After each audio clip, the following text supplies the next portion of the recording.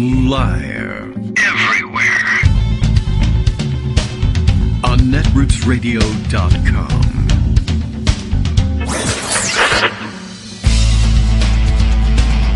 David Waldman. Kagro. In the morning. Now, here's David Waldman. Hey, good morning, everybody. How are you doing? It is Tuesday, January 19th, 2021. One day left. That's it. One full day left anyway. In, what do we got? 24 hours from now, he'll be play acting out at Joint Base Andrews, I guess, or perhaps already in the air. I think it's a really, really early call time for the so-called departure ceremony. Assuming it happens, we have to just kind of hedge against everything these days. Could be a rough day. Anyway, in 27 hours, Joe Biden will officially be president of the United States, if all goes well. And we have to believe at this point that it will. Most of the resistance that Trump and his allies are putting up has disintegrated, as usual. When things really, when push really comes to shove, he's not actually all that good at getting anything to happen or to get anything done. So I guess it's kind of weird. I mean, for 4 years, we've been worried about him ignoring all the rules and doing everything anyway. And he loves to threaten to do that.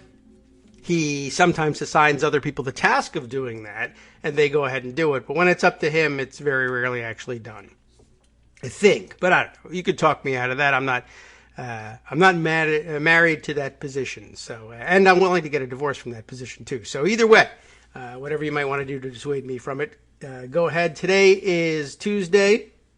It is, well, let's see what's on tap for today.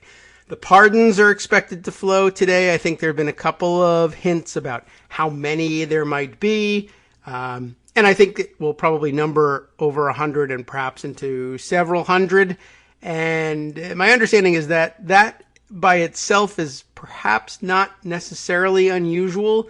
You just don't hear much about it because it's usually they've all been vetted by the pardons office, and they're generally speaking, within the ballpark of deserving very often, sometimes with a few sprinklings of some things that cause some controversy.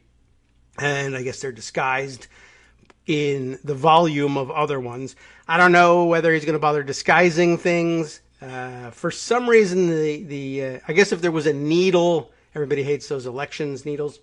If there was a needle on the self-pardon question, the last couple of days and weeks have pushed the needle toward no. But, that's kind of, that's asking a lot of him. But then again, I think it's probably still the case that you still need to have somebody in the White House willing to prepare these things and literally, right down to type them up and put them on paper so that he can sign them. If everybody left, lots of people were resigning in the last couple of days. If the office staff had just left or quit or pretended they had COVID and stayed home or whatever, I think you actually could have prevented a lot of these pardons from going through. Just don't execute the job. There's no way he's going to run the printer, right? Just tell somebody like a week ago, oh, I'm sick, I think I have COVID, and you take all the toner, all the printer ink with you and see what happens. We'll see what happens. Anyway, we've got that to deal with. Other Tuesday items. The Senate returns for at least a pro forma session today, though they might actually get some work done, I think, off the floor. Some committee work. I think some committees are planning to sit today to finally get around towards having the confirmation hearings for some of the cabinet secretaries designate and other Senate-approved positions. They have, of course, resisted for a long time and delayed things. I don't think it'll be a major issue. Of course, at the beginning of this process, it held itself out as a possible major issue because right up until Georgia's election results, Mitch McConnell and Republicans, and you shouldn't forget this because this will relate to another subject we'll talk about today, I'm sure. will be a big subject probably if we hear from Joan later today. But right up until the Georgia results were understood, McConnell was perfectly willing to discuss blocking some, any, all of Biden's cabinet appointments and other important executive nominations to the extent that he could. And if they retained a majority, they could have blocked all of them. So, it could have caused a major problem. I bring that up in relation to other issues that we'll talk about today, because one of the big ones, I think, a lot of concern out there about the organization of the Senate. That now is on the table, and we've talked about it a little bit because we were, in the past couple of weeks, we've been hoping and wishing for winning the 2 Senate runoff races in Georgia, and that's the only way we could make a difference in some of these policies we wanted to see, or any hope that there ever was of passing some of these plans, projects, policies, rested on at least winning those 2 seats. And now we've done it, and, well, the reality of organizing and governing in an evenly divided Senate is a difficult prospect. So we'll definitely talk about that. Let's see, I didn't read Bill's morning tweet today, just so I can find out, was I on the right track by reading what I was supposed to be doing. Kagro in the morning, of course, live now. And let's see, what was I going to do? I was going to bring you live audio. I better get that. Of the Trump family stuffing silverware down their pants. Yeah, about that. The audio didn't come out as I expected. I thought everybody was going to stuff the silverware down their own pants, just to keep it discreet, but that's not what happened, and I couldn't edit the tape fast enough. So, whatever. I'm just, you can use your imagination to decide who put what where. But anyway, yeah, they're probably stealing everything. Never did see where that Lincoln bust ended up, by the way. I think, I don't know if that's how they would have stolen things, and I don't know if that's what they would have stolen from the White House, but I never did find a resolution about that one. If you know what happened to the Lincoln bust that somebody at the White House, one of the workers, was photographed carrying out, then let me know. There were all sorts of rumors about it having been borrowed from one of the museums, which very frequently happens with artwork in White Houses, and which was being returned. There was even somebody who was like, oh no, Trump actually owns that thing and brought it with him. Like that was his most inspiring piece of artwork that he brought with him from his whatever, I don't know whether he had it at Pervalago or Trump Tower or whether he owned it at all. I find it difficult to believe that he would be inspired by artwork or whatever. I don't know if they're leaving the big blow up photo of Melania on the piano or not for the next president. In fact, some of the other discussion I've seen in recent days about the ongoing, well, up to now anyway, ongoing tradition of presidents leaving for their successors handwritten notes, usually, notes of encouragement, in the resolute desk for the next president to find, read, and draw inspiration from. And I don't know how long it's been going on, but everybody's been doing it these days. We're all doing it these days. And there was some question about whether or not Trump would even attempt to do such a thing, given that he's the first one in quite a long time not to show up at his successor's inauguration. And also, I guess, Melania, the first lady in whatever stretch of time, whoever's been measuring this thing, not to offer and then execute a tour for the incoming first lady and first family of the private residences in the White House. I don't think that's extraordinarily important.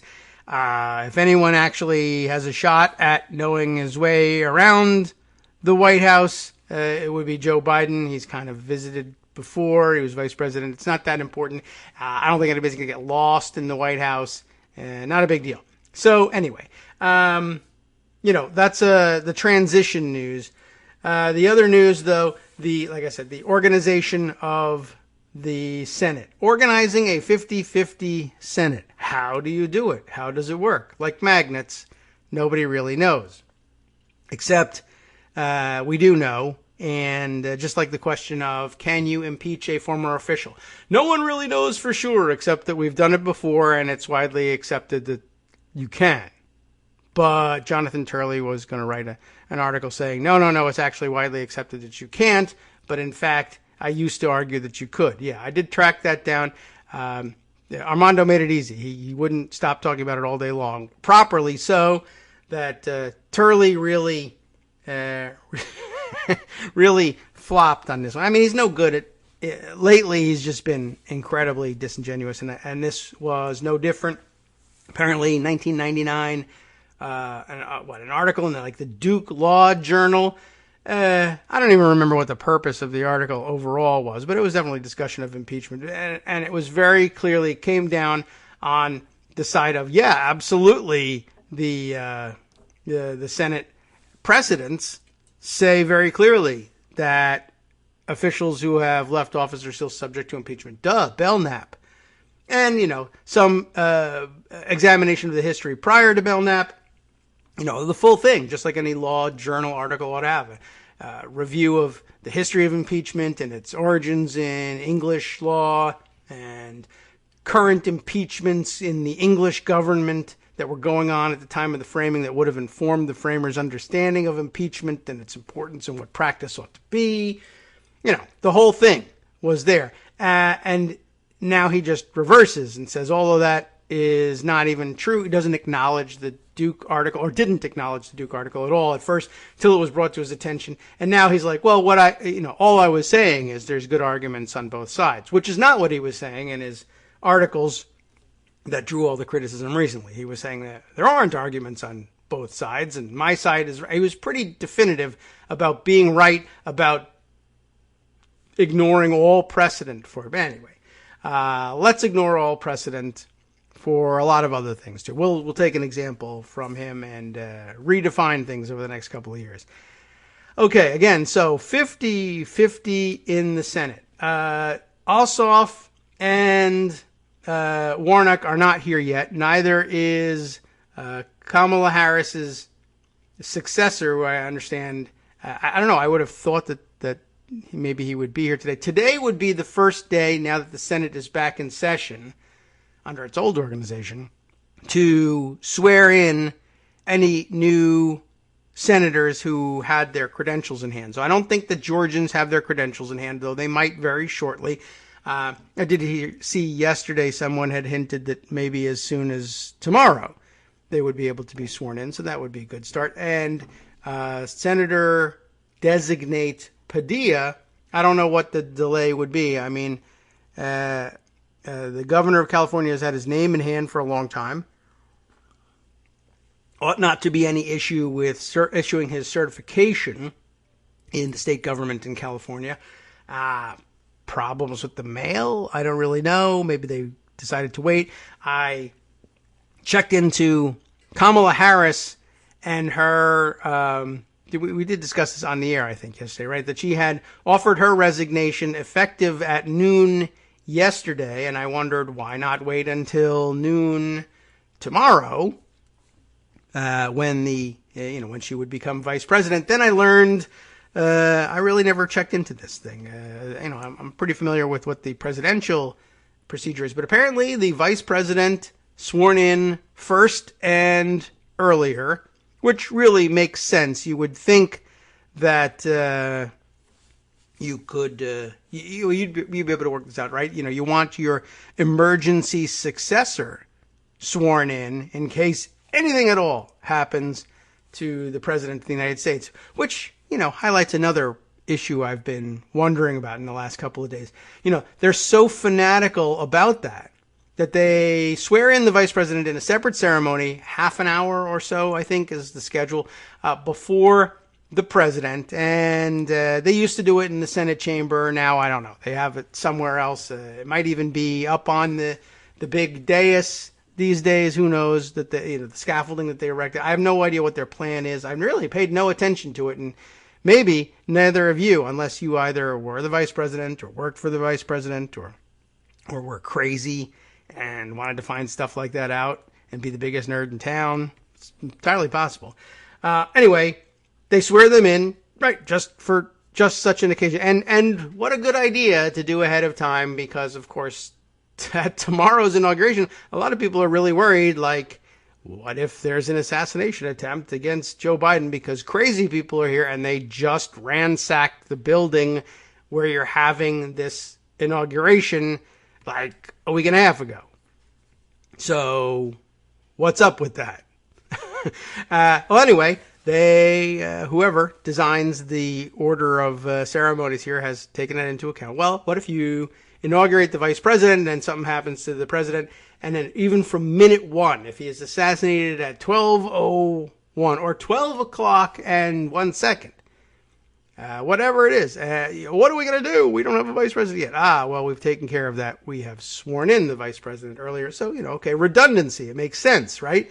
So I guess that leads me away from the issue that I wanted to speak to, but really I want to talk to Joan about that issue as well, of organization of the Senate. But we'll lay some foundation for you, because it's an hour until we hear from her, and we got to fill it with something besides the kitchen noises in the background. So it occurs to me that they're so fanatical about making sure that the line of succession is stable, established, and that the people who occupy those positions are safe. Those positions are safe. That I am surprised that we still have no answer about the line of succession and its safety on January 6th. And I think all the answers are so obvious here that we're all just kind of standing around saying, well, we all know what this means. But obviously we're not doing anything about it because we have decided collectively that there's nothing we can do about it, want to do about it, are able to do about it. And so we'll all just sort of pretend it's normal. The idea, of course, I've been on it for days now. The idea of, and I would like to see some journalists asking these questions, and hopefully, I guess, members of Congress, when they finally launch their various inquiries into what the hell happened with all of this, someone will get some answers about this. But we're all still wandering around here pretending that we don't have to explain how it is that while the Capitol was under attack and assassination threats were being made directly against the second, third, and fourth in line to succession to the presidency, who were all in the same building at the time and threatened by the same people at the time, that while the vice president, Speaker of the House, and Senate President pro tempore were all in the same building, under threat, under lockdown, the Secret Service had already determined that the life of the vice president was in danger. All of this happening, the number one at the top, who is the president, you would think it becomes that much more critical that even just for outward appearances, that he be secured, that certain protocols become operational. They have planning for all of this stuff, but really, honestly, just the vice president alone, if he had been at where would Pence be? I don't know. The Elks Club. I don't know. I was going to say the Botanical Gardens, but he didn't give a crap about that. Wherever he is, on his own. And there's a very clear assassination attempt, an attempt against the life of the vice president. My guess is, particularly if they're in the same city and in close proximity, that if, I would imagine one Secret Service speaks into their little radios in their wrist and says, hello, Central Command of some sort. I don't know. This is Julia Child, your Secret Service agent. I don't know where that came from, but the life of the vice president is under threat. You should do something to make sure that this isn't a decapitation strike against the entire government. I know you're probably already kind of sort of guarding the president, but I would say double the guard. I don't know, whatever you do. Look around even harder. Put your glasses back on, because it's that much more important to keep everybody else safe. And there are protocols, of course, when the president gives the State of the Union, the whole designated survivor thing. Everybody's supposed to be there, so you could really decapitate the whole government by taking that out. But somebody from the line of succession stays away purposefully in some secure location somewhere, I guess, theoretically ready to launch nuclear missiles or whatever, so that there's continuity of government should tragedy strike. And we've heard nothing whatsoever about any of that being put into practice. And I mean, obviously, all of it means it all points at Trump. And you got a real situation on your hands. Like, okay, is that evidence of Trump's involvement in directing the plot, as everybody kind of suspects that he was?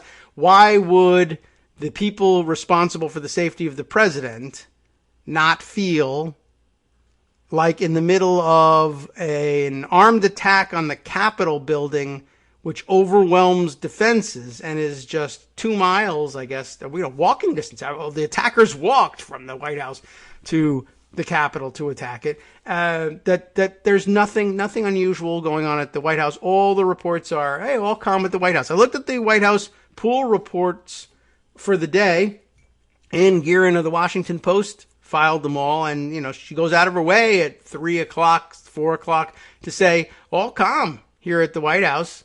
Obviously different over at the Capitol, but president's just sort of churning along, doing his thing.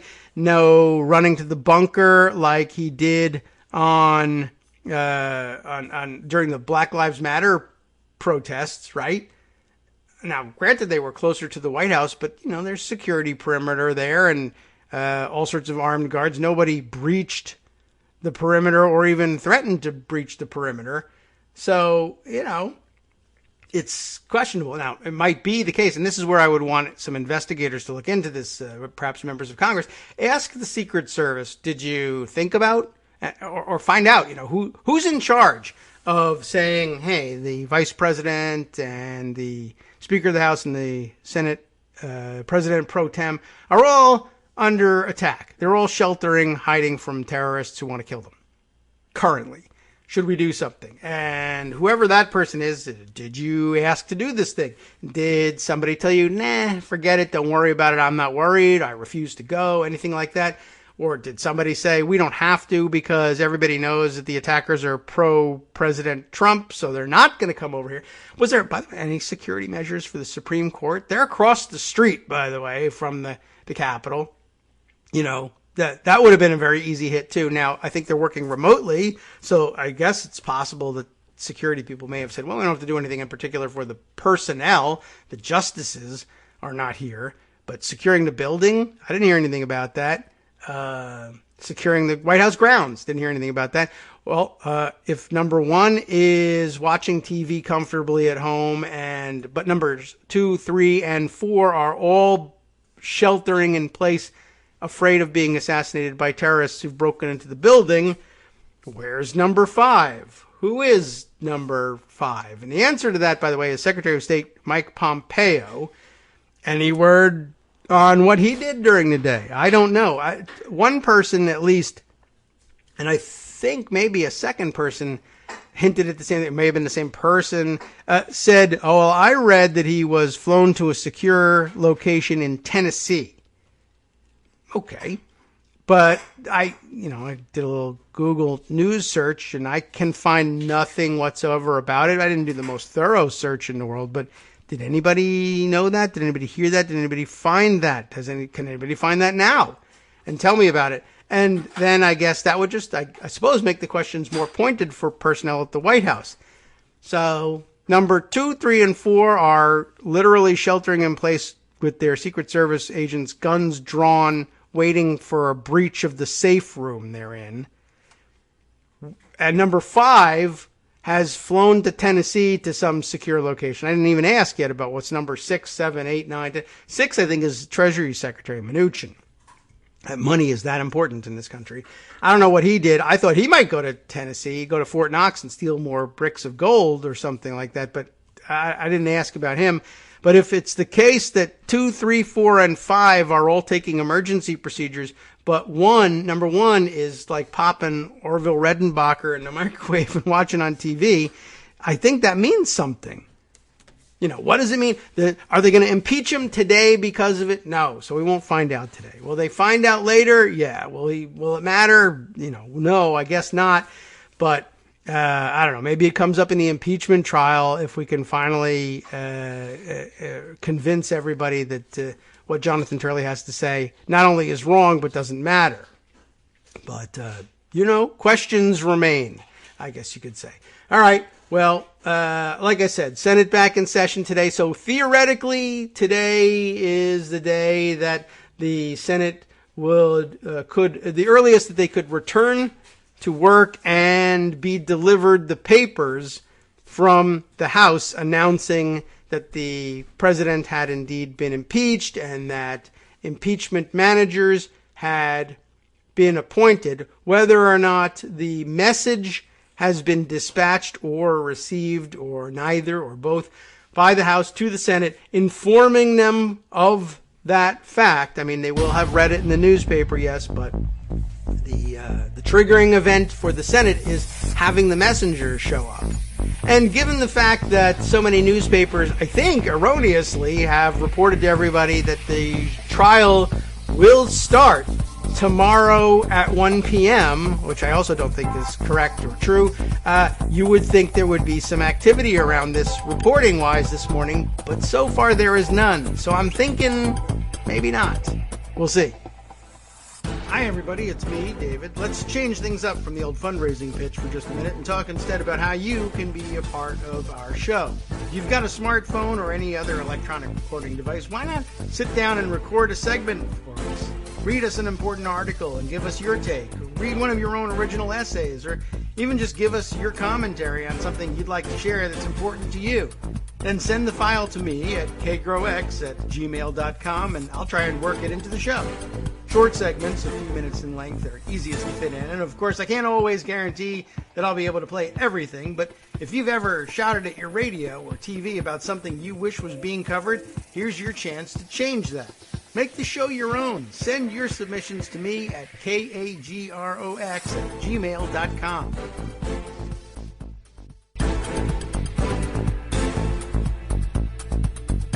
All right, welcome back now to the Kagro in the Morning Show here on Networks Radio. All right, where was this all leading to? Well, a number of other discussions. But, so today would be the first day that the impeachment could be dispatched over there. I haven't checked this morning, but I did check to see whether in past impeachment proceedings you could search on congress.gov. You can take a look at any bills or resolutions that are taken up by either house and track their progress through whatever process it is that those things have to go through. And in past impeachments, if you looked at every action that occurred in relation to the impeachment resolution, being proposed and considered by the Judiciary Committee and favorably reported by the Judiciary Committee, voted on the House floor. The major actions, they actually list things, they break things down. They'll show you the major actions, like when something passed the House, passed the Senate, signed by the President, or all actions, which would include, amendments that were considered on the floor and all sorts of things, including for impeachments when messages were dispatched to the Senate. And I couldn't find any listing for the issue having been messaged to the Senate the other day. So it's HRes 24 is the resolution of that embodies the articles of impeachment for the second time around. And we'll take a look at the actions here. There are now 9 actions listed. For actions overview, that's what they're now calling for major actions. They list only 11121 introduced in the House. 11321 passed/agreed to in the House. On agreeing to the resolution, they give you the vote roll call and a link to go look at the votes by individual members. And then there's some radio buttons over here. Show me all actions. There's all actions except amendments. There were no amendments to this one. And then all actions. We want the big one, all actions. There's 9 listed there. And, right, so far I still see nothing about messaging the Senate. So again, it starts on the 11th, introduced in the House. The big list of all actions now includes that on the 11th it was also referred to the House Committee on Judiciary. That on the 13th it was that the rule for consideration of the articles of impeachment, H-Res 41, passed the House.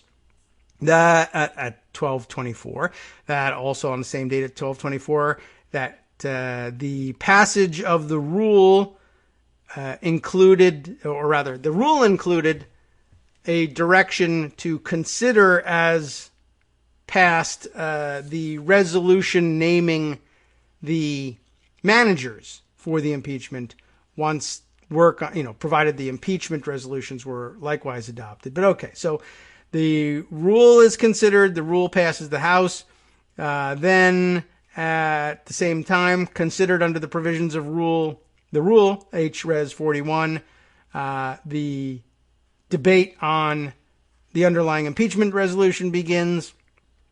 Next item, rules for consideration of H-Res 24 with 2 hours of general debate. Previous questions shall be considered as ordered.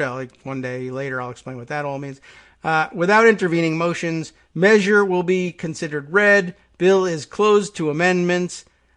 Next up, debate for 2 hours starts. Then after that, the previous question ordered pursuant to the rule basically means no motion to recommit available there. And then on agreeing to the resolution, the vote at 4:36 on the 13th.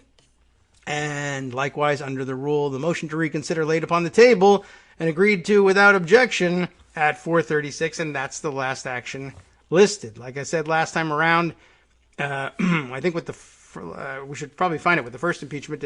It made note of the messaging being sent. So to me, that means the message hasn't been sent, and that's Nancy Pelosi trying to control the timing of consideration in the Senate. Now, it may also be the case that the message was sent, and for some reason it's just not noted here. Either the clerks haven't had a chance to enter it, or the rioters who occupied the Capitol the other day smashed all the computers that allow them to do that. I don't know. I'm not certain. This all, of course, happened after that, so, I don't know. Maybe they were working from home those days. I got no answer for sure about these things because no one's discussing it in the press, which is still our primary source of this information. And I think just basically people don't know to ask that question. And I think that's also evidenced by the fact that we keep reading stories that say, well, the rules say the impeachment trial has to start tomorrow at 1 p.m., which, that's what they say. They say if the message is delivered, then that's when it would begin. But did you ask whether the message was delivered? No, you didn't.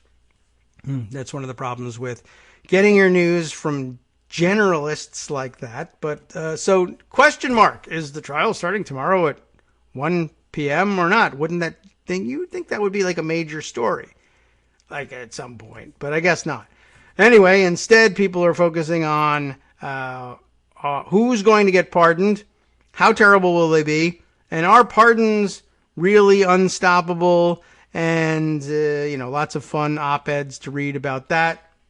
But, and I think we've been over some of those things too. We've entertained some of the theories under which pardons might face legal challenges, but it won't be happening immediately. Even if all the theories are right, it will take years before you're able to exhale on the pardons and be sure of what's happening. In the meantime, everyone will be in legal limbo, and that'll mean, for the most part, that the people who are receiving pardons will be able to enjoy the benefits of those pardons for many years to come, even if they eventually somehow lose their case.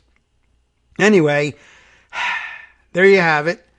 So that's out there. the basics of it are, yes, the pardon power is more or less absolute, and it will take an extraordinary situation and quite a lot of time and legal effort to get around to changing that for even some small fraction, or will be a minuscule fraction, of the pardons issued that ever have any serious chance of either direct challenge or people end up facing new accusations of federal crimes for which they have not been pardoned, i.e. buying or bribing their way to those pardons, which would be a separate infraction for which they have not yet been pardoned. And I suppose if Trump really tries it, either the self-pardon or the blanket pardon for crimes yet uncharged or undiscovered or unimagined, those things might come under review later in the future too. But basically, you'll be sorely disappointed and angry about the results of these pardons, and will have to stay that way if you're able to sustain it for quite some time. That's the bottom line of things. So that's sad. Other things to consider. I'm going to hold on to the organization of the Senate thing, except to say this. You have likely seen angry missives on Twitter and elsewhere that that Schumer has been rolled, that the Democrats are rolling over for Republican control again, or giving away far too much, and that is not particularly accurate and not particularly, certainly not helpful, but just overstating the case, I think, though, you know, lots of people love to be mad at Schumer. I think most of it was driven by the choice of headline in CNN's reporting on it. McConnell, Schumer, close in on power sharing agreement in evenly divided Senate. And that made people angry. What happened? I thought we won those two races in Georgia. That would give us the majority because Kamala Harris is vice president. So technically we could break any ties in our favor. And that should make us the majority. And then we'll be the majority on all of the committees. And we'll chair all the committees. And we'll be able to do what we want. And if you weren't thinking about it all that deeply, we'll also be able to, break the filibuster or eliminate the filibuster on legislation if necessary for our greatest priorities to go forward, and everybody will get either $2,000 checks or $2,600 checks, depending on your viewpoint. And we'll expand the Supreme Court, and we'll rebalance the federal courts, and whatever other things were we thinking about. Admitting D.C. as a state, or Puerto Rico as a state, or doing some other crazy things with states. Those two things aren't particularly crazy, but the other ones that I haven't thought of yet might be. We'll see once we think of them. Well, I guess at some point people may, if you thought that was the case, may have lost sight of the fact that it is a 50-50 Senate. And having Kamala Harris break those ties, it's available to you, but you gotta, have her there. And that means scheduling her day, in a certain way. You can't go around being vice president doing whatever the vice president does elsewise. If you got to be on hand for every single Senate vote. And of course, from listening to the show and being politically engaged people, that, well, nuking the filibuster for legislation isn't wildly popular among all Democrats in the caucus. And of course, first to mind in there is Joe Manchin, who has said as much as that's not on my agenda. I'm not interested in doing it, and I won't do it, and you should count me as a no. And he probably means it. I think there are a few things that could have changed his mind, and one of them might have been the organizing resolution, which is at the heart of this particular problem. It might have been the case had, say, Joe Manchin been in line to chair a committee or become a major influence as a member of the majority on some important committee, some committee very important to him, and it was being denied by Republicans filibustering the resolution that would enact this new organization of the committees, that he might say, what the hell? Okay, well, now for that, I'd be willing to break a filibuster with a nuclear option. But I'm not certain that that's in the offing, for one thing. But now that brings us to the explanation of what's going on here and why it's happening and why this is being discussed as a power sharing agreement. Why is it a power sharing agreement? Well, I did see a lot of commentators who are in a position to know, former Harry Reid aides, as a matter of fact. Let's say I saw Adam Gentleson and Jim Manley both discussing this in the same terms in which I have discussed it in the past. You all know that the organization of the committees, committee assignments, and committee ratios, the ratio of one party to the other on committees, are they're not handed down from God to Mount Sinai. We're not even near Mount Sinai, and it would be very inconvenient to get those things. And you know what's happening with the post office these days. So how do they happen? They are organizing resolutions considered and adopted on the Senate floor. And before we go any further, yes, organizing resolutions are subject to the filibuster. So if you were in a 50-50 Senate, well, I guess we should say what happens ordinarily. If you're in a 60-40 Senate, just so that the math is easy. If you're in a 60-40 Senate, whoever's the head of, whoever's the majority, when they organize, they generally try to keep the same ratio that the full Senate operates under, 60-40, on the committees, with certain exceptions. The ethics committee is always supposed to be evenly divided so that they can't do anything. And other committees, very important committees where it's super important to keep a strong Democratic majority, they sometimes will load things up with one or two extra votes just to make sure that they keep the majority. It's much more the practice in the House, where they have many more members to, dole out seats to anyway. And so on places like the Rules Committee, where they actually day-to-day deal with, actual control of the agenda and the House floor, the majority stacks the Rules Committee like impossibly, maybe almost 2-1. But the Senate Rules Committee doesn't have the same charge or mandate. So the Senate committees, for the most part, even the important ones like appropriations, and as a matter of fact, appropriations sometimes even more closely balanced. They like to be bipartisan about these things, but Judiciary Committee that handles the very, very high-profile nominations to the Supreme Court, etc. Occasionally, they'll put an extra majority or member or two on there. But they try to reflect the composition of the Senate. And when the Senate is 50-50, what do? Well, it's all about Senate precedent these days. So has the Senate been divided 50-50 in the past, or particularly the recent past? The answer is yes. Following the 2000 elections, the Senate was 50-50. Okay, what did we do back then? Well, the answer is the committees reflected the ratios in the Senate, 50-50. Well, how do you determine who would be chairman or chairperson of those committees if they're divided 50-50? Who's the majority? Well, the answer there is, just like you'd be technically the majority with the vice president on your side to break ties, we will regard you as technically the majority on these committees. It'll still be 10-10 on the committee, but one of the Democratic 10, in this case, will be the chair. How will they deal with the fact that they'll be evenly divided on all of their votes if they vote strictly along party lines? Well, one, they'll hold their breath and insist that, we won't always vote along party lines. We're going to be bipartisan and work together for solutions for the American people. But they know better than that. Well, the last power sharing agreement, and a lot of people have objected to the idea of calling it a power sharing agreement by way of pushback to try to calm people down about it. As it happens, the rules were worked out last time. And of course, committees adopt their own rules at the outset when they first get together under the new organization. And last time around, accommodations were made such that, yes, even in a tie vote, legislation which ordinarily either wouldn't be reported out or would be reported out without favorable, without a favorable or unfavorable notation attached to the report.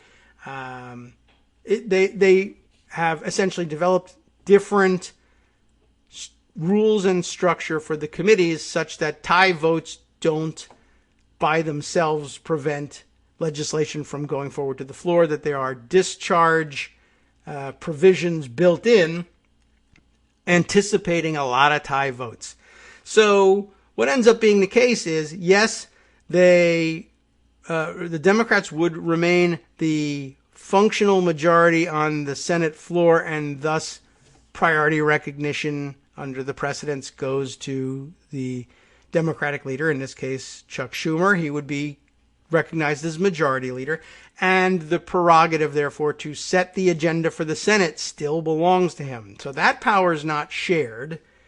But on the other hand, as we all know and mentioned, although it was mostly only a theoretical power, yes, the minority leader can make motions to proceed to other stuff. It's just generally assumed that he would lose those votes. In 50-50 Senate, he might not be generally assumed to lose those votes all the time. But, last time around anyway, they made it work under this understanding. Now, the objection, of course, is it's not 2001 anymore. The leaders aren't Trent Lott and Tom Daschle. They are Moscow Mitch McConnell and Chuck Schumer, and things are very different. And can we really believe that they'll stick to these agreements? And the answer to that is, I don't know, and neither does anybody else. It's hard to tell.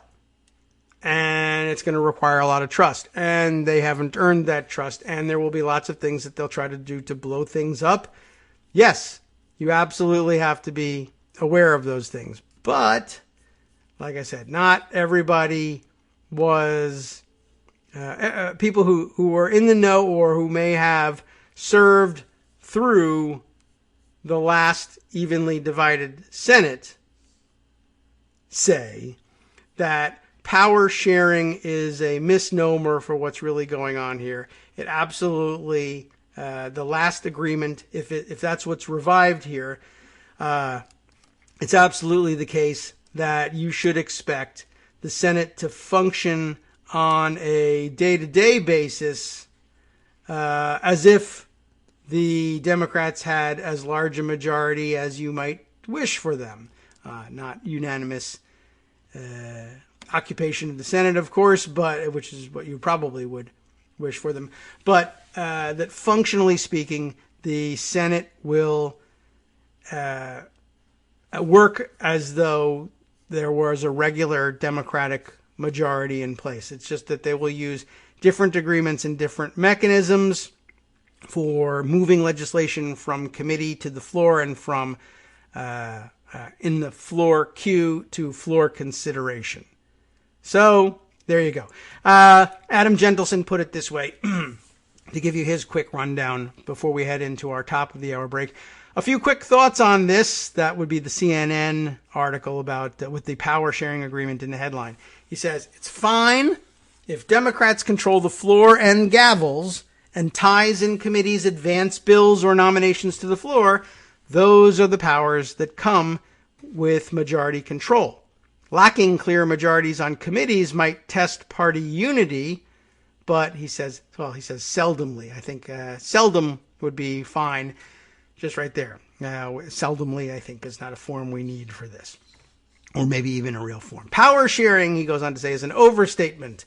The functional reality of the Senate will not be noticeably different under this than it'd be if Democrats had a bigger majority. The only significant difference is that committees will be evenly divided, but if ties go to Dems, that's fine. Now, how does this work? The Senate has to approve an organizing resolution that sets committee sizes and membership. Under current Senate rules, that resolution needs 60 votes to pass. Well, no, it needs 60 votes, of course, to ensure that it gets cloture against any threatened filibuster. It could pass with 51 votes, of course. But anyway, there's, as he says, some debate about whether the Senate should go nuclear to abolish the 60-vote threshold. The Senate must, and I think will, abolish that 60-vote threshold in the short to medium term. But even I think it's unrealistic to go nuclear on the organizing resolution for two main reasons. First, the functional difference in the Senate's daily operation is not major. And second, the votes will be there for reforming the filibuster if, or rather when, it becomes clear that Republican obstruction is blocking major Democratic priorities. I believe that is inevitable and probably going to happen sooner rather than later. I added a few words there. But it's not going to happen on the organizing resolution. Yes, you could argue that Dems didn't improve on the deal that they got last time, but you'll still need 60 votes if you want to change it, and Republicans are more entrenched than ever. As I said up thread, I'm 110% for getting rid of the 60 vote threshold and happy to push leadership, but that's just not happening here. This is in response to the tweet of Eric Columbus, who, as far as I know, didn't discover any part of America, but is instead a former Obama administration official at Justice and Homeland Security and Senate Judiciary Counsel at earlier days to Joe Biden. And he asks, how is it that they did this in 2001 before Jeffords switched parties? That's what prompts Adam to think about or to mention that they didn't improve on the deal that they were able to cut in 2001. And like I said, that's because there's not very much room to improve on it. Why would the nuclear option be less likely on the organizing resolution? Not just because Joe Manchin says he's against it. And Joe Manchin, by the way, not alone on that. A lot of other resistant Democratic senators out there, but who have, been brought around to voting for the nuclear option under certain circumstances anyway, whereas Manchin held out even in 2013. But, the issue here is, I guess, I don't know, you might call it the optics, but the setup of the controversy here. Remember what you're presenting to the American people here is you're saying, I want, though the Senate is 50-50 and everybody knows it, and sometimes we can break ties because we can bring in the vice president, that would make it 51-50. I want the committee ratios to be 55-45. Because remember, you're not talking about giant numbers of people to work with on these committees. So if you have a committee with, 20 members, instead of making it 10-10, right, that would be 50-50. Well, one thing, we'll grab the calculator because I don't do math like this in my head. Many of the rest of you are able to do that. But if you had 11 seats out of the 20, right, I did it, 55%. So you're asking for, well, we just won, and one of those is only a special election for a Senate term that'll last no longer than 2 years anyway, and then we'll have more elections and more people will be up for election, and the composition of the Senate is going to change. It's not a long-term proposition, but the Senate is 50-50, but I want all of the committees to be 55-45. Well, based on what? Now, lots of people, of course, say, well, Republicans wouldn't hesitate to do that if they had the power and the gavel as well. And you're right. They probably, I don't know. I'm not certain that they wouldn't. I mean, who knows? Sometimes they surprise you with the stupid things they're willing to do to themselves occasionally. But it certainly shouldn't be put past them to force it like that. Besides which, there is some evidence that they would do something of the sort, right? How often have we had to complain about the way they gerrymander the seats in the House or in state legislatures, or that the state legislatures gerrymander those seats such that though Democrats regularly win 55% of the popular vote for, of 55% of the votes cast for congressional races, they end up with some considerable portion less than that in state legislatures, even in the House of Representatives. And that even right now in the Senate, the 50 Republican senators represent millions and millions and millions fewer constituents and millions fewer votes actually cast than Democrats do.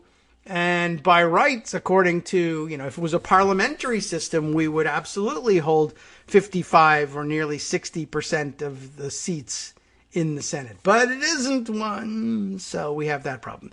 And, I don't know. What stands in the way of changing that? Constitution. Can you change it? Sure.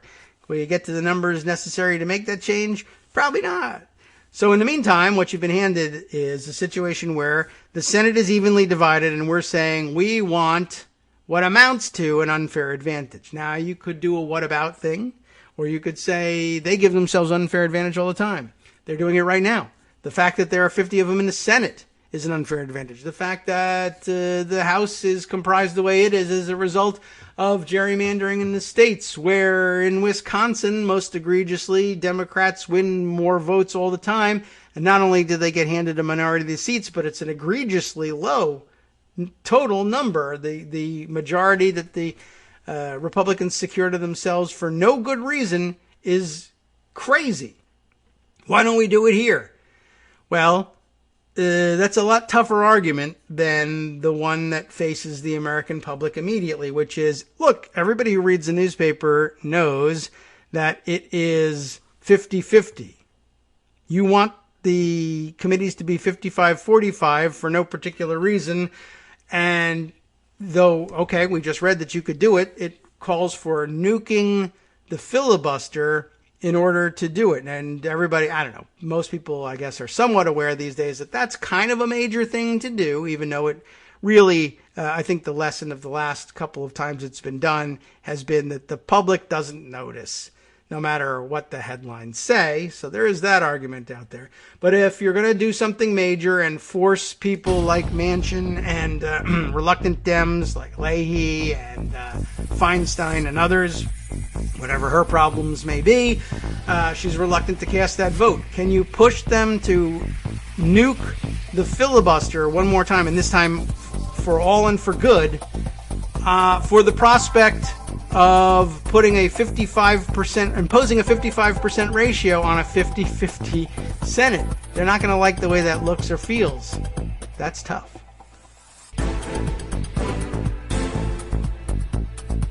All right, welcome back now to the Kagro in the Morning Show here on Roots Radio. Whew, okay, just over the break, happened to see Armando moaning and groaning quite correctly at the report of Brendan Keefe. Who's Brendan Keefe? I can't keep track of these things. Chief investigator at Atlanta's WXIA 11 Alive News, the NBC affiliate there in Atlanta, reporting that Fulton County, Georgia, has had to recertify its U.S. Senate election results. It doesn't change the outcome, but it does slightly delay state certification for the two Georgia senators, which could still come, he notes, by close of business today. But that would mean that they're not sworn in today, but perhaps tomorrow. So I guess anybody who's thinking about messaging the Senate right now and trying to do the long shot 10-minute impeachment trial, you'll be bringing your message to a now, what? Let's see. 51. Yeah, because Perdue's term ended, so he didn't come back. Loeffler, I guess, is still seated. So 51 Republicans are there, and we had 48 votes in our pocket, but without the two Georgia seats. But Kamala Harris has resigned, so 47. So 51-47 Republican Senate is waiting on the other side for that message. Not that I think changing the numbers probably doesn't do much in terms of reaching the 67, but, handling the procedure still falls to Republicans to do at this point, so kind of annoying. Let's see. Brendan Keefe includes a tweet from Gabriel Sterling, one of the elections officials down there, who became famous for yelling at Donald Trump and his so-called legal team and their stupid challenges that forced all sorts of extra work for people down there in Georgia. He tweets that the changes to the vote totals from the two precincts, both in North Fulton, he notes for the record, that caused Fulton to have to recertify. Well, here they are. Perdue got 473 votes in this one, or these two precincts combined. Ossoff had 185. Loeffler got 468. Warnock got 190. And then there were also votes, McDonald and Blackman. I don't even know what the hell that was at this point. But you can figure that out. Anyway, the two Senate races that we were worried about, Purdue and Loeffler won those precincts, and they won them before, and then maybe now the numbers are bigger or smaller. It doesn't change the vote, but that's the way it goes. You got to wait for the paperwork to get there. So that's your answer on whether or not you'll see the two Georgians seated today. All right, so what can I tell you? That's the answer to will there be snap impeachment immediately handled beginning today and a trial beginning tomorrow? No, probably not. Let's see. Some discussion here about the same subject I happen to see. Let's see. Norm Ornstein tweeting and drawing response from David Neer here. So I'm somewhat interested in what happened here. Norm says, odds that Mitch McConnell would agree to even numbers on committees if there was a Republican president and a 50-50 chamber? 0. He has a thread to go with it. David responds, McConnell would have had to eliminate the filibuster on the organizing resolution, which needs 60 votes to obtain a different deal, something he's repeatedly refused to do on anything except appointments, so I don't see how this hypothetical is possible. But I think this is all about, if a new prospect lay ahead of McConnell and there was this obstacle, he eliminates obstacles at the last second necessary. So, I see what Norm is saying here. There's not much more to the thread, actually. It's just one more tweet from Norm Ornstein. Caveat being, if the agreement includes limiting filibusters on most of the bills, that would be a worthwhile trade-off. And interesting, because you can cut all sorts of deals, of course. By the way, want the particulars of the deal that was cut in 2001? Want to read it for yourself? You can. I'll give you a link to his CRS report in today's roundup. Want me to read it to you? Gosh, that seems pretty boring, but it's possible. I could read you the summary, basically. How about that, if you want some idea of exactly what was contained in this deal? Congressional Research Service report from December 20th, 2006. Looking backward at 2001, the subject, the title, Senate Organization in the 107th Congress. Agreements reached in a closely divided Senate. Would you be interested in finding out what that was? It's not such a long summary. How about that? The 2000 elections resulted in a Senate composed of 50 Republicans and 50 Democrats. Not since the Senate of 1881, divided evenly between 37 Republicans and 37 Democrats and 2 independents, had the 2 major parties been equally represented. Not since the Senate of 1881 had the 2 major parties been equally represented. Now I understand. An historic power-sharing agreement, there's the word for you, worked out by the party floor leaders in consultation with their party colleagues, was presented to the Senate in Senate Resolution 8 on January 5th, 2001, and agreed to the same day. The agreement was clarified by a leadership colloquy on January 8th, 2001. Colloquy, just a discussion open discussion between the 2 leaders in floor speeches.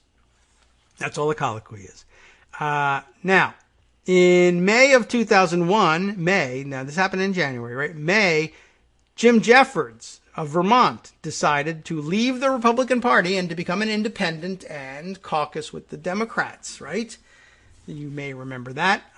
So at that point, control of the Senate shifts to the Democrats. They have an actual functioning majority among the body of elected senators. So that changes things somewhat. The power shift annulled major portions of the power sharing agreement, which, by the way, contemplated something like this happening since the margin was, margin was non-existent. It was a 50-50 Senate. They knew something could change. Anything could happen at any time. So it contemplated what to do and how to handle it when it did happen. After negotiations between the parties, a new organizing resolution, Senate Resolution 120, was agreed to on June 29th, 2001. The resolution provided for the appointment of a Democratic majority on all Senate standing committees. Now you might wonder, why is it that just one additional member, one additional senator, results in this big shift. And, well, again, it's just being able to muster a majority at any given time with or without the vice president, and also just the fact that you're trying your best to reflect the ratios. Now, one senator out of the full body just doesn't make that much difference. Right now you have 51 out of 100 senators. That's only that's 51%. But there's no way to comprise a Senate committee, given the sizes that they usually are, and get it to a 51%, a ratio that reflects 51% Democrats. It's going to be a little bit unfair, as we demonstrated with the committee of 20. You're going to have 55% Democrats to 51% on the floor. But, at the very least, you can point to the fact that, well, you actually do have a live majority of elected sworn senators on the floor. So the error is going to be built in, but at least it's understandable. Whereas if you really don't have more senators than the other party has, squeezing past a 55% ratio on a key committee is a lot harder to swallow. So, anyway, the resolution back in 2000 provided for a Democratic majority on all the standing committees and also covered such issues as staffing and space assignments on the Senate committees. Other issues connected to Senate organizations were addressed in letters signed by relevant committee chairs and ranking members entered into the congressional record on June 29, 2001. On July 10th, the two Senate party conferences approved new committee assignments for certain of their members. In late July and early August, new Senate administrative and party officers were chosen. This report describes the principal features of the two resolutions, that'd be Senate Resolution 8 and 120, as well as supplementary agreements and understandings between the parties that operated during the 107th Congress.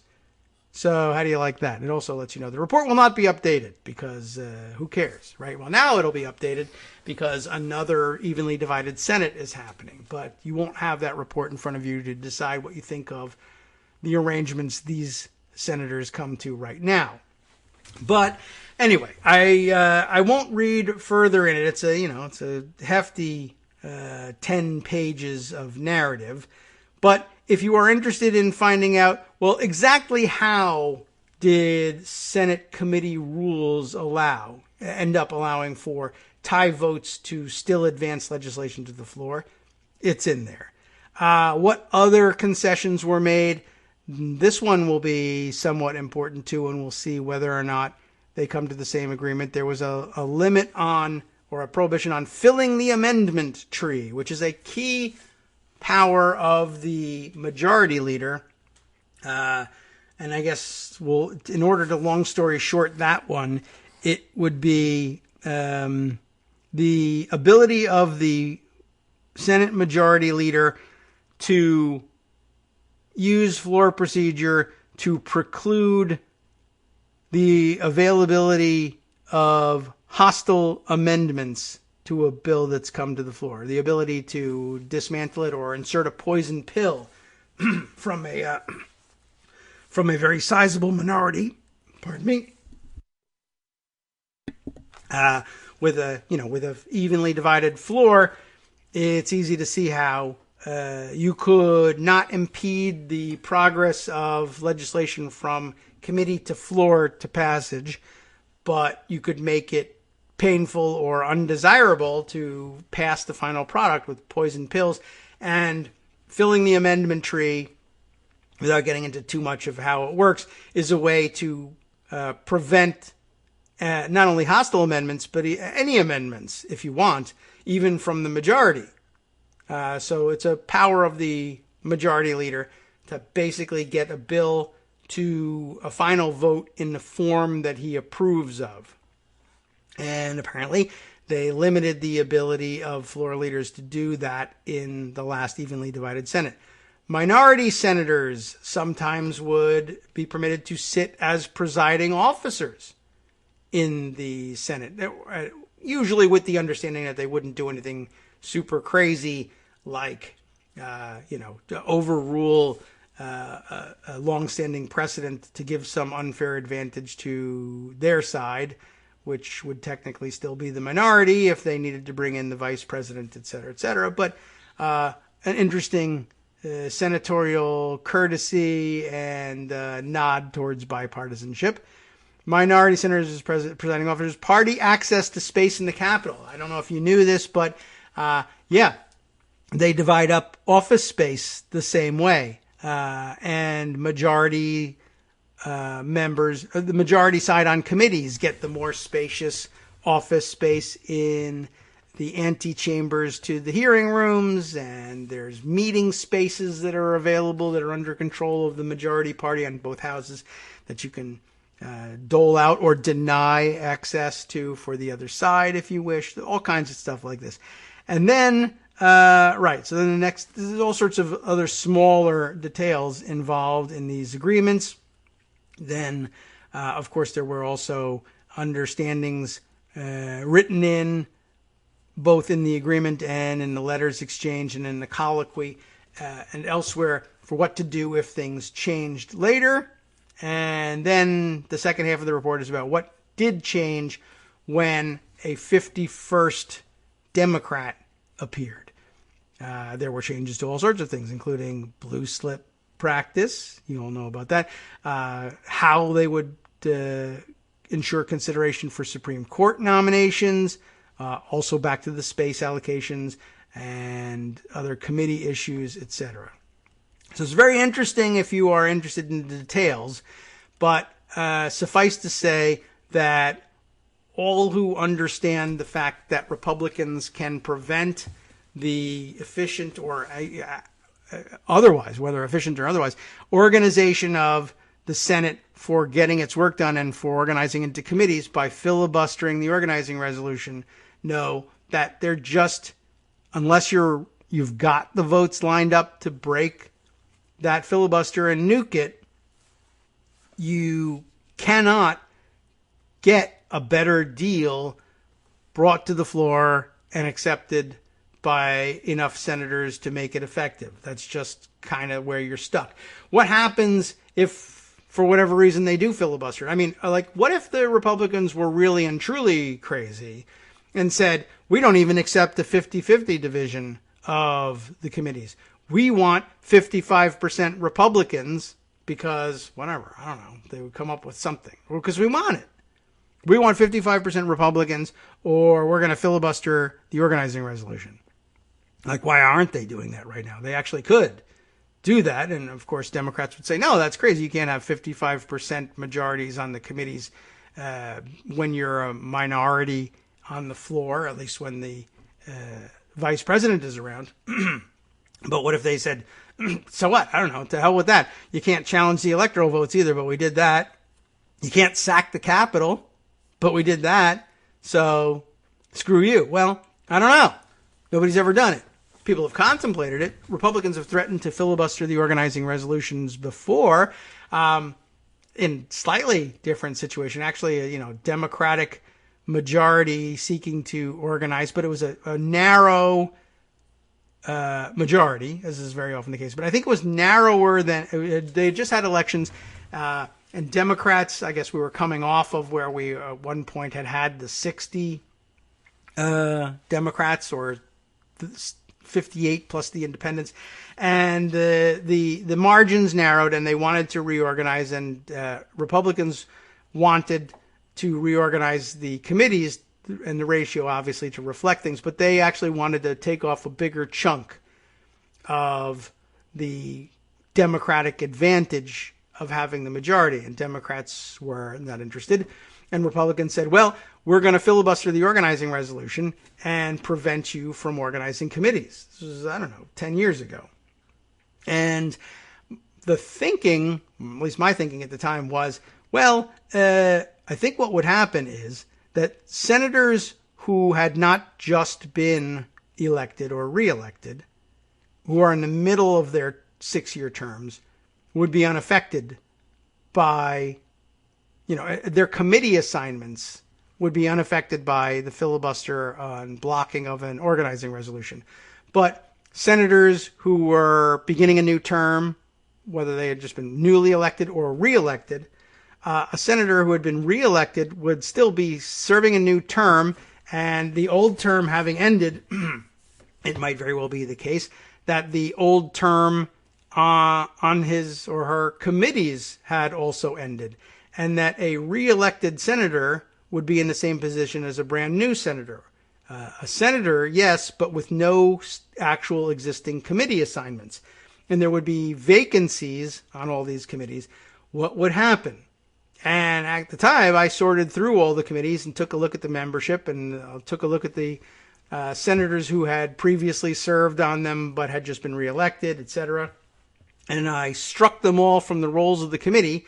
And as it turned out, I found that things just happened to work out this way, that for the most part, Democrats actually improved their majority position by eliminating all the newly elected senators from the rolls, and that so long as the Republicans filibustered the organizing resolution, the effect would be to give Democrats supermajorities on a lot of very important committees. A few committees where Republicans would then dominate. It would clearly have been an untenable situation for the long term, but as long as you block the organizing resolution, well, you shoot yourself in the foot. That news having, I guess, sunk in with the right people, the Republicans dropped their objection to the organizing resolution and dropped their threat to filibuster it, and success was had. So if this was a correct interpretation, what would happen now is you would have to go and take a look at the way committees are or were comprised in the last Senate and cross out the names of all the people who have just been elected or reelected, plus, of course, the people who lost or retired, and see what the committees look like. And I think I actually went through that exercise not that long ago, before the elections, and certainly before we knew what was going to go on in Georgia. And the situation was not nearly as favorable to the Democrats as it was last time, but there were certain situations in which it wasn't unfavorable, but it wasn't uniform across the board or as frequently as advantageous to Democrats as this time. So it's not really in anyone's interest to allow a prolonged filibuster of an organizing resolution to go on. So that leaves you in this position. Unless you are going to nuke the filibuster and do it in order to force clearly more advantageous committee ratios than you should otherwise be allowed, and everybody understands a 50-50 Senate, so you don't have to do too much math to figure out that the Democrats were really, causing a major upheaval over something that most people without background and understanding how egregious Republican gerrymandering has been, something that Democrats aren't entitled to. And Democratic senators are not going to be enthusiastic about doing that. So that's the most thorough, short explanation I could possibly offer you for understanding it. It won't make you any happier, but it won't leave you screaming for Chuck Schumer's head either. You might have other reasons to do that, and I have seen other people say, well, if Chuck Schumer had ironclad control over his caucus the way McConnell does, then this could be different. They could nuke the filibuster of the organizing resolution. Well, they could, but I don't know. I mean, I can't think of anybody else who would be able to be, if they were instantly made majority leader, able to convince Joe Manchin and maybe some of the others to vote. What if Joe Manchin was majority leader? He would just say, the 50-50 thing is good for me. So, I don't know. That's basically the issue. You might not like Chuck Schumer at all. You might hate him. But there's not a great deal that could be done differently than this. And falling back on the agreement that happened last time is the sort of thing that most people will view as relatively fair. And it does come in the context of the fact that Republicans have not done anything that was relatively fair ever. And likewise might also not fall back on what happened last time. So, it's tough. Anyway, let's see. We'll move on to some other subjects here. Some interesting reporting on what happened among the Capitol Police command structure during the Capitol riot. Associated Press puts it pretty succinctly here. Police command structure crumbled fast during the Capitol riot. The big feature of that one that I saw tweeted around yesterday, and I don't know whether he's got any justification for it, but it doesn't matter because I think he's been fired now. The chief of the Capitol Police apparently on radio silence for whatever reason during the Capitol attacks. Nobody heard anything from the top commander, the chief of the Capitol Police. And apparently the reason is he was sheltering in the panic room with Vice President Pence, which at first blush is like, oh my God, you were hiding during the attack. This is your job to be out there commanding the defense. And I'm sure he might justify it by saying, well, the biggest VIP we've got was here, and I was shot. I was there. I had my gun out. I was going to kill everybody, or I was going to Rambo our way out of there, whatever. Maybe, maybe not. But that's not going to end up looking too good. But it doesn't matter. He's fired anyway. But just that too, again, highlights the question of, okay, fine, you're not out there conducting the battle. Did you at any point call out on your radio or any other communications device to say, we have the second, third, and fourth in line to the presidency here, and somebody should do something out there? Just curious. One of the other questions I would perhaps ask in an investigation into what went on here. All right, clarification of one of yesterday's stories as well. We heard at first that Riley June Williams, the woman accused of of directing people to Pelosi's office, for one thing, and stealing Pelosi's laptop and apparently a hard drive out of another machine as well, which is very damning. We heard early in the morning, she's been arrested. Then we heard, no, clarification, she's been charged, but she's fled from her home and hasn't been arrested. New update, she has been now. Anyway, this according to a search by our friend NYC Southpaw of the DOJ's website. Riley June Williams arrested in Pennsylvania late yesterday in the Middle District of Pennsylvania. So she's listed as arrested and booked there. So that's good news. That probably happened after the show was over. So I'm pleased to be able to report that one. Let's see. Other items before our next break, and then we'll find out whether Joan's going to be free to join us today. The very interesting story. I don't know how to regard this one exactly. That our friend Judy Vincent sent the other day. I'll just give you the headline here. This teacher was called to protect the U.S. Capitol as a National Guard member. He now holds class from a Humvee. And it's one of those stories that very often gets circulated where people are like, wow, that's, what dedication. And it just goes to show how, dedicated teachers are and people go above and beyond, and a heartwarming story of doing his duty to the country, but not neglecting the kids. And by the way, he's a band teacher. And so the photo here is of him taking a break from, he gets one break, he's got a 12-hour shift with one break on it. And he's using his break. The other guys you saw, using their break wisely, sleeping, getting some much needed rest.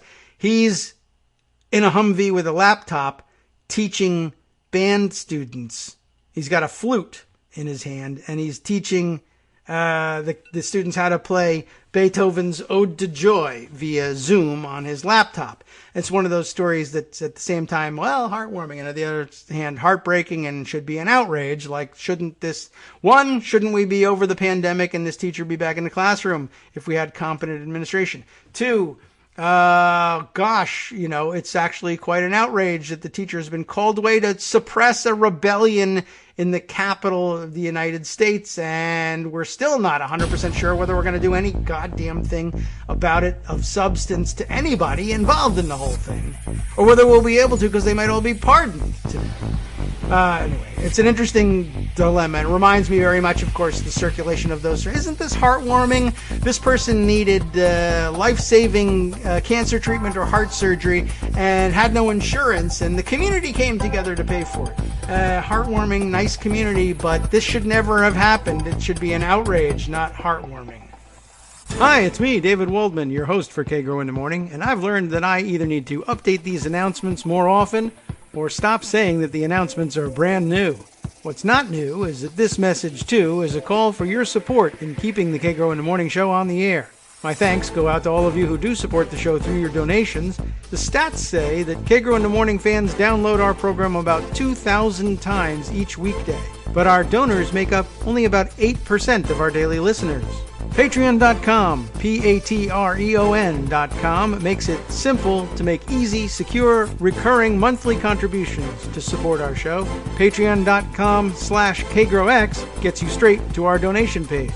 If we're helping keep you sane during the Trump era, consider what that's worth. $1 a day? 50 cents? One thin dime? We do about 20 shows a month, so pick a number, do the math, and head to Patreon.com/KagroX to let us know. Thanks again, everyone, for all your support.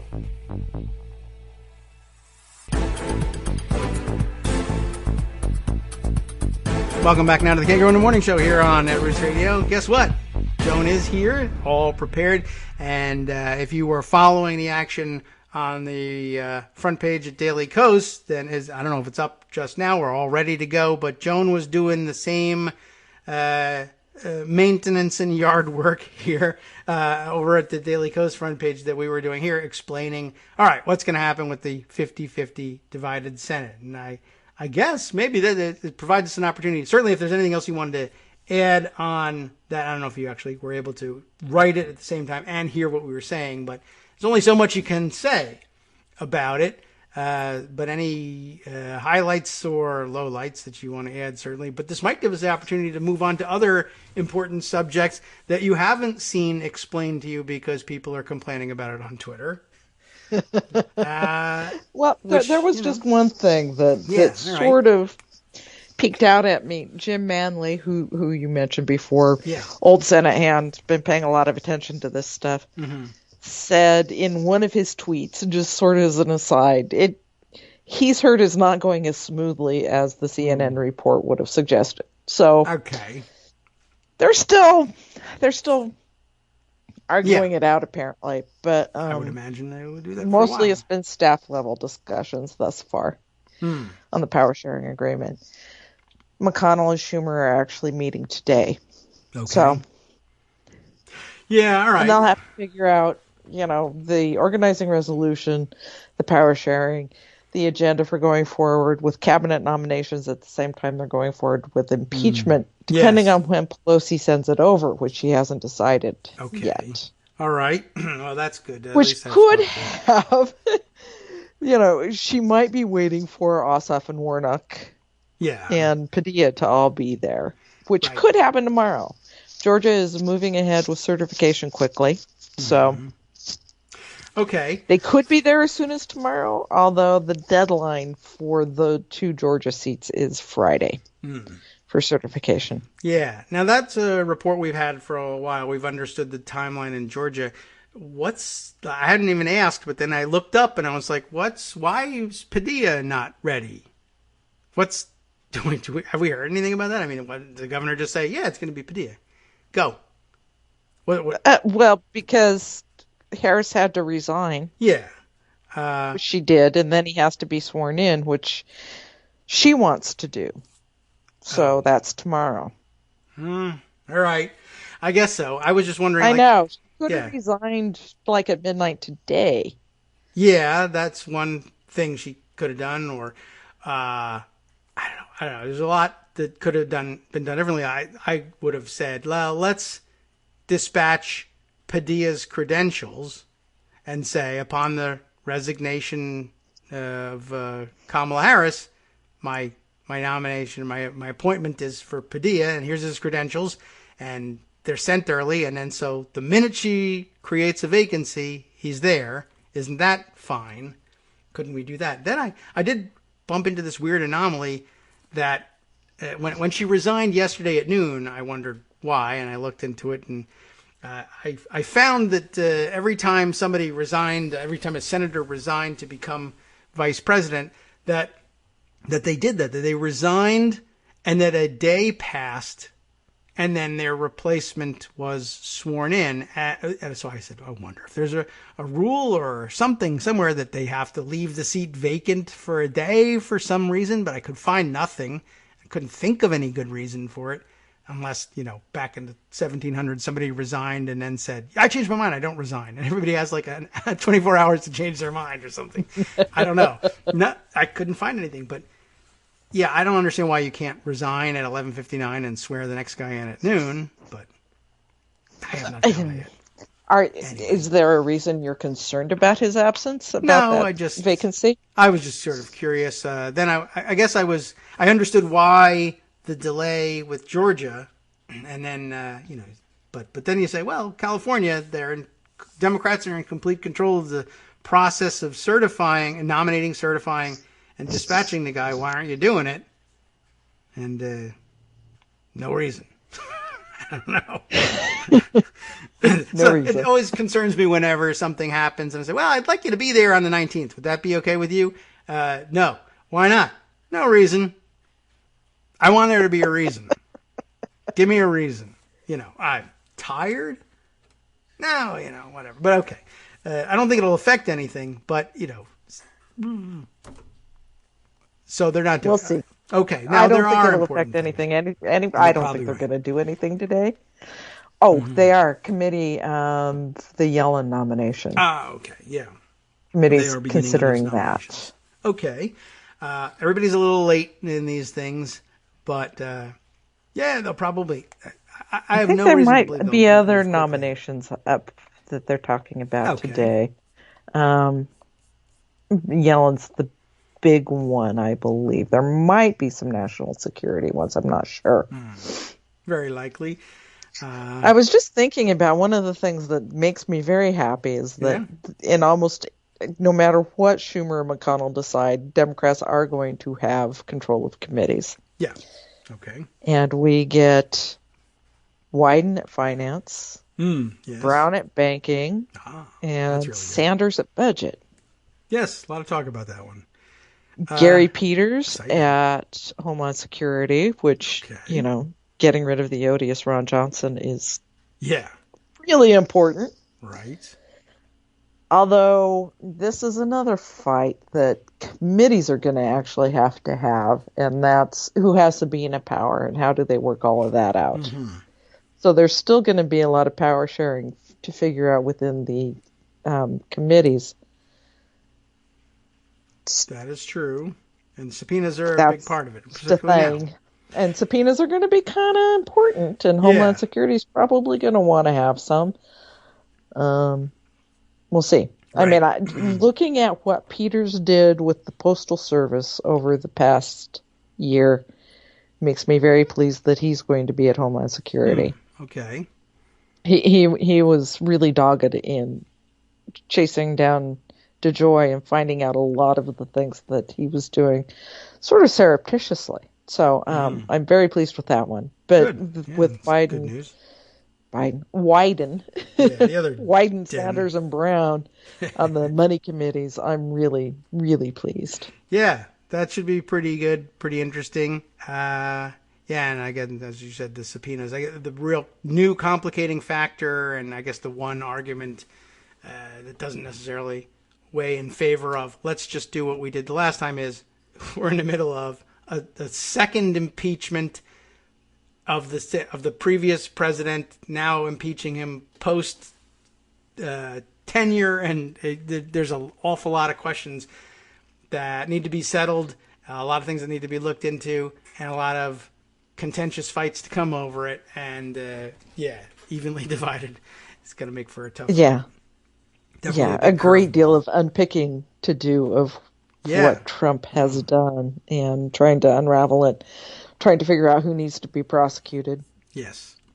Hopefully there will be some of that.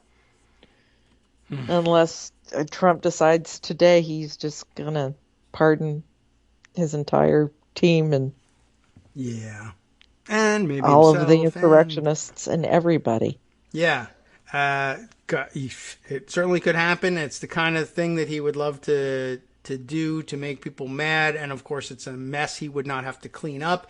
And, if somebody told him somehow none of this is going to work, or your self-pardon is totally not going to work, or if you pardon people without knowing what the charges are, that's not going to work either in the context of an insurrection.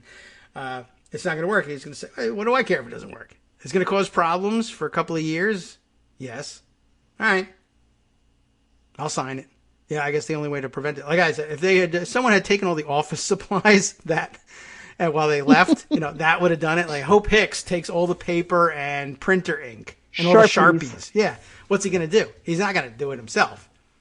I suppose he could try to write one by hand. That would really be hilarious. I'd like to see what he came up with. But yeah, he'd probably give up. He'd write one for himself by hand and then say, I don't know. That's it. I'm out of here. So that would have been a good idea. He would have scrawled it on the wall in the Oval Office. Right. Sorry, it can't be transmitted from here to the, archives. I don't know what happens to them. But, there are probably a couple of technical tripping points that somebody could have set up for him. And by the way, shame on you if you stayed to the end, even if you're just professional office staff. If you stayed to the end and printed the thing out, and we may never find out who you are, and you might not necessarily be deserving of punishment, but think about going home early. Yeah. That's all I can say. Yeah. Okay. Well, let's see. What other fun things are on? You mentioned Sanders at budget. That brings us to... and we've already seen some reporters are thinking, and I think they're probably right, the impact that we've had with Brown, Wyden, and Sanders on the COVID relief plan that Biden previewed last week. Okay. Because some of their key ideas have gotten into it. Brown on childhood tax credits, and then a big extension of those. Wyden on sort of the indexing of unemployment benefits, the boost in unemployment benefits to actual economic conditions. And Sanders on the coming up to $2,000, the $1,400. And there was another thing that was Sanders that was that's escaping my mind right now because it's functionally a Monday for me. Oh, okay. That's my excuse. All right, I'll accept it. We'll get to it. But there were ideas from all three of them that did make it into this package, which is really encouraging. Good, yeah. We're also seeing a lot of influence from Elizabeth Warren on the folks that he is picking for various oversight roles, like Consumer Financial Protection Bureau and a couple of other places. Okay. So it looks like Biden's listening to the good progressive team, particularly when it comes to the nation's finances. And hopefully, when it comes to the Wall Street Journal and all of the Republicans once again screaming deficit. Yes, which of course they will now that we've figured out that the guy, I'm going to make great deals and eliminate the national debt in 4 years. Yeah, didn't do that. No, not only didn't, but didn't cut it at all and increased it by $7 trillion, which is pretty huge. But, what else you got to say about this guy? He didn't deliver on anything, and everybody knew the moment he said it, everybody knew it was a non-serious statement. But we went on as though it didn't matter that somebody would come in with so little understanding of the difference between the debt and the deficit and to make such a ridiculous promise. But we're practiced at that. We ignore a lot of things that he says, and it would make a great exercise for somebody. And a lot of, I think, news outlets spending the last full day rounding up all the things he promised, or every time he said it would be coming in 2 weeks and didn't show up. His healthcare plan. Right. Oh, yes. Right. The healthcare plan is supposed to come out, I guess, today. We're out of time for Infrastructure Week. Mexico. Somebody did Paying say for the wall. right. Yeah. Somebody said that his to-do list was like, oh yeah, I got to deposit that check from Mexico I've been holding for all this time. His healthcare plan, though, Right. Some other wank said this on Twitter, and I liked it. His healthcare plan is really pretty good. Leaving it for the next guy to figure out. Yeah, okay. Right, well, I'll appoint a commission, including the next president, to do it, right? Man, all right, well, none of that, of course, comes to fruition. And why people aren't, I guess all his lies just roll off everybody's backs, but to me, particularly in the middle of the pandemic, that he promised like free Regeneron to everybody, and we're now bordering on the 200,000 people have died from COVID since he said he was going to save them all with free Regeneron, and we're like, oh well, right. Damn. The $200 Trump cards that were going to go to every senior citizen for their medication for prescription drug copays. That's not happening. I'm wondering if somebody's going to find in the next 2 weeks, like, is there a warehouse somewhere with thousands, millions perhaps of these cards printed? They didn't get that far. No? Okay. Well, I hope, but anyway, I mean, that was I don't know how much time, energy, and money was wasted on trying to make it happen when pretty much everybody knew it couldn't happen. Definitely did. Yeah, but I don't know. I mean, certainly they made prototypes somewhere, but okay, that's not that much money. It's not going to occupy any space anywhere. But that and the I mean, how about the real solid one? There's still people scratching their heads. Hey, what happened to that vaccine you said you were making? Oh, we didn't make that. Well, the next guy will make it, right? So, of course, now if Biden comes in and says, I inherited a broken vaccine. Thinking when they promised the big reserve that was going to be released early to everybody, what were they thinking? Azar had to know that reserve wasn't actually there. Yeah. Did they think nobody would find out? I don't know. Until Biden was in office, and then they would blame him? That might be it. Right. It could be it. Like, oh, I can't go out there and say this. I see Jared Kushner talking to him. I can't go out there and just say that there's vaccine there. They're going to find out. It's not there. I mean, you can't fake that it's not there. Yes, but we'll all be gone. Right. Of course, Azar probably not the ones that is going to say, but I thought you said we won. He's right, we will be gone. My favorite is Alex Azar resigning once this news is out that there is no reserve vaccine. Yeah. And saying, it's because of the insurrection that happened 10 days ago. Right. Yeah. That really was the Kagro on it all. Just the last straw. As opposed to, it's interesting, too. I mean, obviously, the insurrection was I guess, should be enough for anybody to resign and everything. But, I mean, the fact that he's not willing to say, oh, and I also resigned because I promised to bring everybody millions and millions of doses of a vaccine for a disease that's killing people all over the world and is unstoppable unless we have the vaccine. And everybody else is giving it out, and I don't have any. And I'm embarrassed. I lied. Yeah. And I lied. I'm not going to. Yeah. That's not it. It's you people. Look what you made me do. I had to resign because of you unruly people out there who all need the vaccine very badly. Because we've already seen what's happening in Congress with the super spreader event that was. Yes.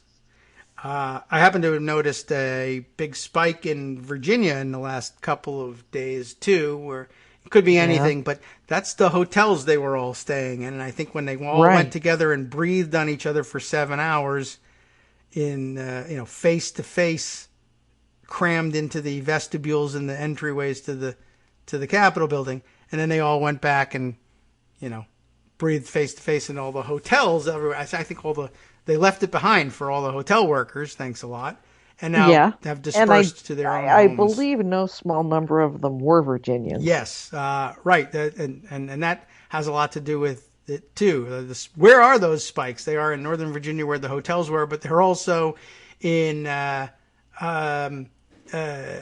Newport News, Virginia Beach, Front Royal, etc. Not even close enough to be considered exurbs, but names that might ring a bell because we've been arresting people hand over fist in those locations, having located them in the Capitol during the insurrection.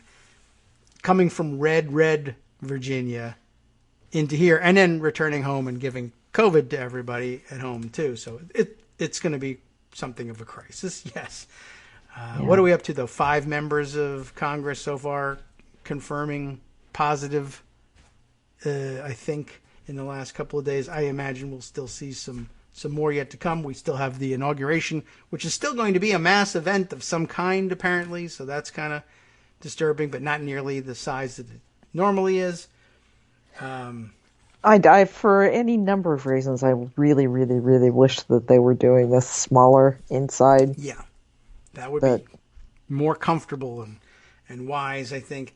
I also did read yesterday that in CNN that members and their guests will not be undergoing any sort of background check for attending the inauguration, which is usually the case, but then it's also usually the case that there hasn't been an assassination attempt or insurrection in the past week prior to an inauguration. But usually at a normal inauguration, each member, even the ones who say that the current incoming president-elect isn't legitimate, get tickets to the event, and plenty of them, and they can give them out to anyone they want, guests of all sort, and they can't do a background check on all the people who are attending an inauguration, and they certainly don't even have the time to change that policy now. But just the other day, we saw the same members who were behind the encouragement of the insurrection also refused to go through metal detectors to attend the session.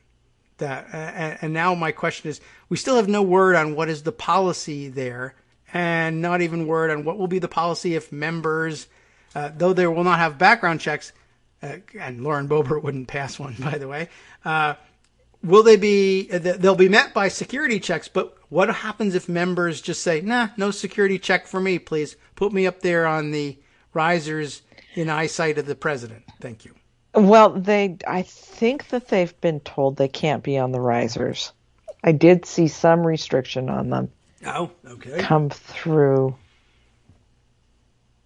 That would be good. Friday, I think it was. I'm looking back to see if I can remember what it was. But I do think that they've got them set back. That would be nice. We could put Lauren Boebert, you get tickets for the Purple Tunnel from 2009. Remember the the purple yes the purple ticket tunnel or the 3rd Street tunnel. There's lots of people who were stuck in that tunnel in 2009 for the Obama inauguration, and still bitter. Yeah, and they may still be there in some cases. Boebert can have those tickets, I guess, but I don't know. I mean, I hope it all goes without a hitch. I gotta believe that the professionals are at work here, but I don't know. I've seen a lot of professionals MIA in dangerous situations this month. So yeah. Also, apparently, the Pentagon refused to allow the National Guard, who were going to be on duty this week, to get vaccinated. Well, that's unusual. Okay. Yeah. Bad news for them. That really would have been a great perk, really. Why not? But I mean, I guess you have to refuse them, because what are we going to vaccinate them with? Right. Sorry, I would have vaccinated you if they that would have guy had to steal them from somebody else. From, I guess, all of the. Well, he couldn't make them because he was too busy resigning in shame over the insurrection. You see. Okay. Yeah. But all right. Well, that is I mean, honestly, this is an incredible situation we find ourselves in. Then we'll have the insult of the pardons, I'm sure, later today. The argument... Yeah, I don't know. That's going to be ugly. I mean, can he just do a blanket pardon for anybody who might be arrested as an insurrectionist? I don't know. You'd think no, but maybe yeah. I mean, we won't figure it out today. You will not have an answer before you get angry. That's for sure. And I will not be able to talk you out of believing that those things might actually end up being effective before you have to go to sleep with that anger tonight. So prepare for All that. right. This is what I was referring to. I'm sorry. Oh, no They're problem. not going to be allowing members of Congress into the Capitol on Wednesday. Okay. So that's you can't wander around behind the scenes and backstage to the inauguration. That's wise. Right. That's what I had seen. All right. So the building, I guess, probably remains locked to everyone but police. And then I guess all you have to worry about is the ultimate nightmare stuff of, okay, are any of the cops or National Guardsmen QAnon weirdos? And this We'll is find the out. scary thing, which supposedly they're vetting for. Yes. I don't know how, but try something. Yeah. Social media, quick scan of their whatever. And I guess any identifying tattoos might be evidence. Or I see that guy regularly in a Q t-shirt, maybe. But best you can do in literally a couple days' notice is hope for the best. I see that Greg Abbott in Texas objects. Is a great insult. I guess there are Texas National Guard troops in D.C. to help out, and he's very insulted that they're going to be screened because why wouldn't you something? Why wouldn't you just trust everyone from Texas? I guess is what he's saying. Texas. Who's the AG there? I just lost. Paxton, yes. Oh, yes, right. Yes. Mm-hmm. Yes, is There's the one guy only one not who to has trust from not Texas. signed off, apparently, on some condemnation of the insurrection. There are 49 state AGs who have signed on to this thing. He's the one who has not. Right. Well, that doesn't surprise us. And, of course, Abbott, I don't know. I guess if you apologize for Jade Helm, we'll consider whether or not, you deserve an apology for screening your troops. But, I mean, don't you want to screen? Everybody else's troops get screened. There's no special exception for Texas. But anyway, we'll just cross our fingers all goes well. Yeah, right. I don't know. We'll see. So far, I guess, good news in terms of keeping things quiet in the Capitol for the weekend when they threatened all sorts of things, and including the Million Militia March, for which nobody apparently actually showed up. So that's good. But there's certainly a lot of people still keyed to tomorrow's events as a possible launching point for yet more trouble, and hold our breath and make sure, hopefully they're really lazy and or have been scooped up and arrested beforehand. And I might have news for you on that. Oh. Let's see. Let's check it out. I just saw something float through. An arrest? Where did I see it? Maybe I'm lying to you. Maybe I'm lying to you. Am I lying to you? Well, we can't launch an inquiry. Yes. So. Per AP, 2 U.S. Army National Guard members are being removed from the security mission to secure his potential inauguration after being found to have ties with fringe online group militias. I don't know where they are from. That AP is reporting this. All right. Well, not surprising there. So I'm the glad they come screening up with some apparently results. is, it's caught 2 of them. Yeah. Texas. Greg Abbott, I bet you. Not really.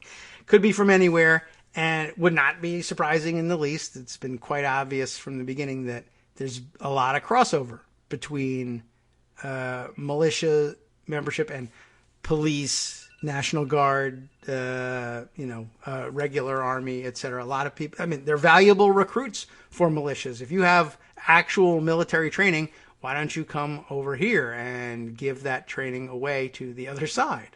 And people say. And remember in the insurrection talking about this when you saw the line of people dressed like troops going through the crowd into the Capitol? Yeah. When you saw sort of a march, I don't know if you've seen that video. I have, yeah. Those are the people now getting arrested. Oh, well, okay. That'll satisfy a lot of people who wondered about that and wanted to know whether they would be identified, and I guess so. And yes, they are being identified as former military in large part. Sure. Okay, well, that surprises no one in terms of their being former military. They made that obvious. They wanted everybody to see that. But they were also in guard details that were here for security? That's amazing. Yeah. Well, now we know how they got to town the first time around. Although, I guess they wouldn't have ordinarily been called up. I don't know. some units maybe.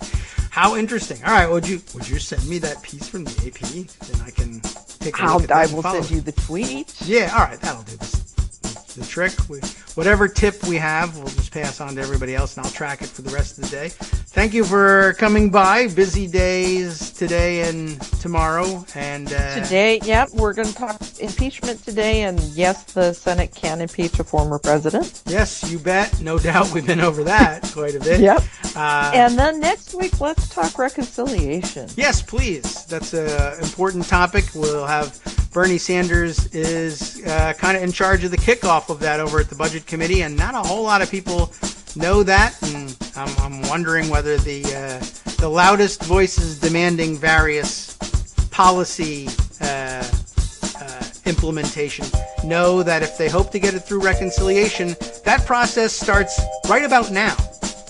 Yep. We're going to push them to do it. Thank you for bringing that up, and let's make a plan to talk about that next week and forget about it before then.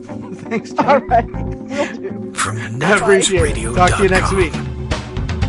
You have been listening to Kagro in the Morning with David Waldman. All right, coming up next, of course, Justice Putnam with the West Coast Cookbook and Speakeasy. What's he got on tap here?